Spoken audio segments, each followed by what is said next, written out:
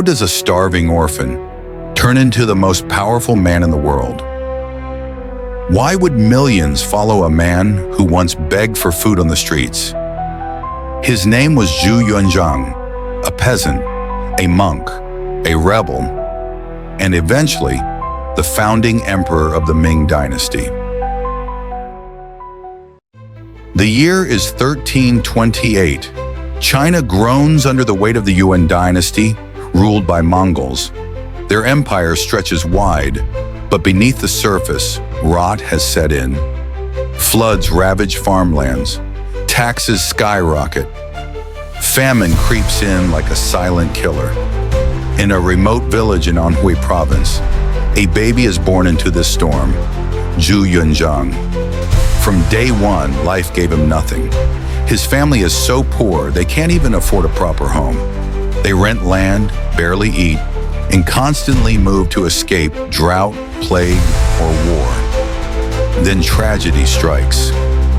By the time Zhu is 16, everyone he loves is dead. His parents, his siblings, gone. The famine takes them one by one. Zhu is left completely alone, homeless. He wanders across the countryside, begging for rice, sleeping in the dirt, watching others die around him. He becomes one of the forgotten, a face in the crowd of the starving poor. But here's the twist. That desperation, it didn't destroy him. It became his fire. Eventually, he finds refuge in a Buddhist monastery, not out of spiritual calling. Zhu joins because it's the only place where a poor orphan can get a bowl of rice. There, something changes. For the first time in his life, he has structure, routine, silence, books. Zhu learns to read, to write, to think. He studies ancient texts, Confucian law, military classics. He observes, listens, plans, and waits. The year is 1351. After nearly a century of Mongol rule, China explodes. A massive peasant rebellion, known as the Red Turban Rebellion, erupts across the land. Why? Because the people have nothing left to lose. The government is corrupt. Natural disasters are everywhere. The mandate of heaven is slipping from the Mongols' grip. Zhu seizes the moment. He joins the rebels, at first just another poor recruit in a sea of angry farmers. He has no armor, no title, just a sharp mind and a lifetime of pain. But Zhu isn't ordinary. On the battlefield, he's calm under pressure. He reads strategy like second nature. He leads small victories, gains respect, builds trust.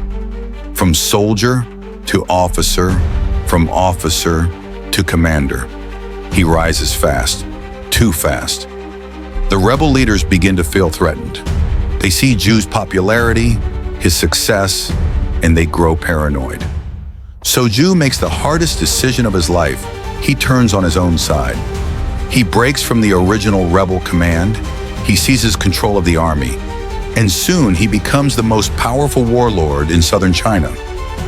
From here, the mission changes. No longer is he fighting just for survival. Now he's fighting for control of an empire.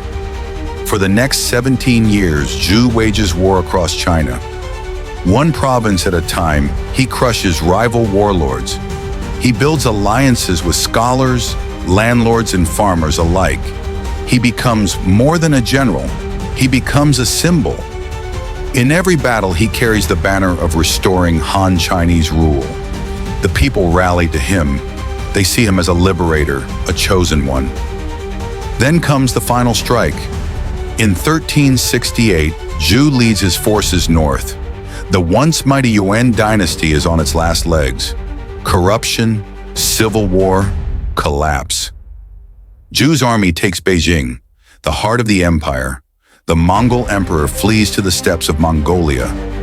After 97 years of foreign rule, China is Chinese again. And Zhu Yuanzhang, the beggar, the monk, the orphan, becomes Emperor Hongwu, founder of the Ming Dynasty.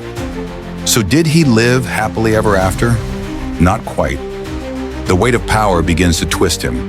Zhu remembers how fragile loyalty can be. He remembers betrayal, rebellion, treachery, and now he sees enemies everywhere. He becomes obsessed with order, with loyalty, with punishment. He rewrites China's legal system, turning it into one of the harshest in history.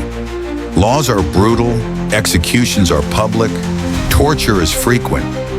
He purges his court, slaughtering ministers, generals, even old friends. No one is safe, not even the people who helped him rise. The liberator becomes the tyrant. Why? Was it fear? Was it the trauma of his past? Or was it just power doing what it always does, corrupting absolutely? Zhu Yuanzhang ruled for 30 years. Under him, China stabilized. The Ming Dynasty would go on to become one of the greatest in Chinese history. But at what cost? He began as a hero. He died as a despot.